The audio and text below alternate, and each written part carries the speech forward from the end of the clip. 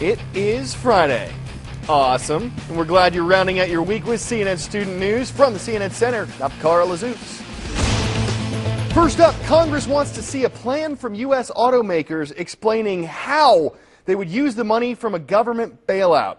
The key is accountability, and until they show us the plan, we cannot show them the money. Those the words of leading Democratic lawmakers yesterday.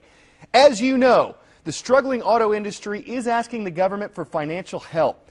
They're looking for about $25 billion that could come from the $700 billion bailout that Congress approved earlier this year.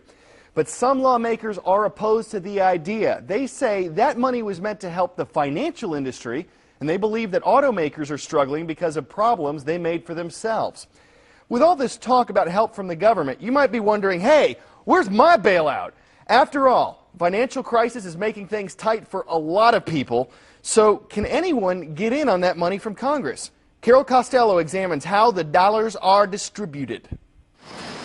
Want a piece of that $700 billion pie? Lots of Americans do. And we're not talking just the big three, but boat manufacturers and Hispanic plumbers. Really? The Treasury Department told me. You'd be amazed. Gentleman from Texas.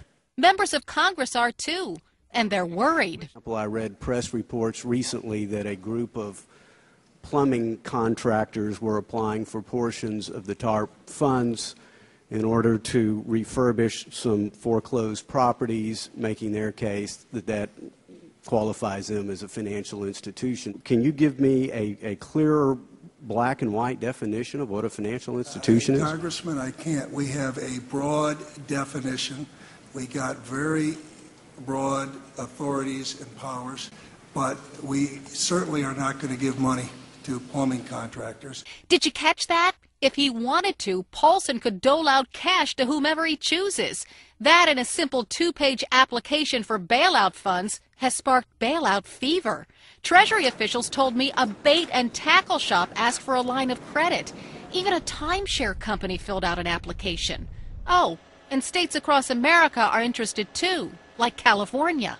And I think a couple of months ago, none of us would have envisioned even making a request like this from the federal government. But who would have envisioned a $700 billion rescue package? So if they can give $150 billion to AIG... Can we have 5 or 10? 5 or 10? Philadelphia, Atlanta, and Phoenix have directly asked for bailout cash, too. Of course, just because you ask for bailout money doesn't mean you'll get it. Unless maybe you're a bank or a financial institution. Some 21 institutions across the country received anywhere from $17 million to nearly $7 billion. Carol Costello, CNN, Washington. A word to the wise. Nautical. Related to ships, sailors, or navigation. Russia is sending ships to the Horn of Africa to help crack down on some nautical nastiness, pirate attacks that have been plaguing that part of the world. These oceanic outlaws are a lot more dangerous than the ones you might think of from the movies, and they are severely hampering the world's shipping industry. David McKenzie looks at how it all happens. Pirates posing on a captured vessel, their weapons proudly displayed. These are the ragged buccaneers bringing in millions of loot. It's so compelling because it's so unlikely. Let's put it into perspective. Pirates nabbed the gigantic supertanker, the Sirius Star. It's longer than 3 football fields, and captured it with a skiff as big as this. It's about as long as your car. So how did they do it? The problems that many tankers have when they're actually approached by pirates is that they will present a threat on a number of levels. They can either pretend to be officials that are seeking to board the actual ship for inspections. They can masquerade as Coast Guard.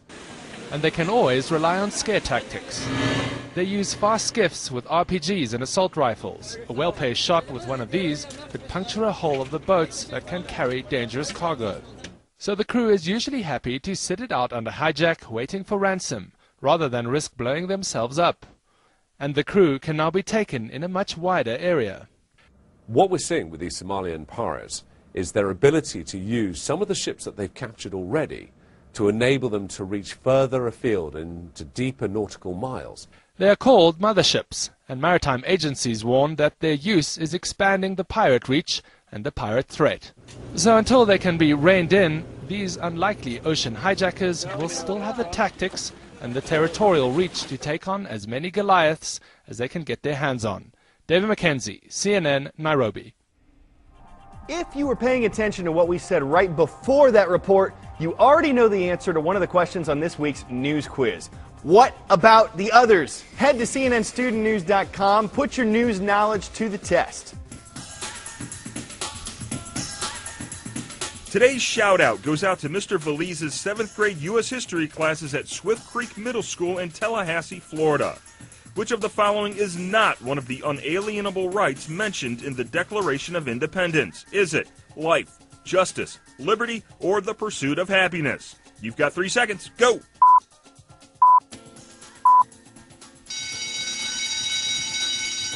The famous document discusses the unalienable rights of life, liberty, and the pursuit of happiness. That's your answer, and that's your shout-out.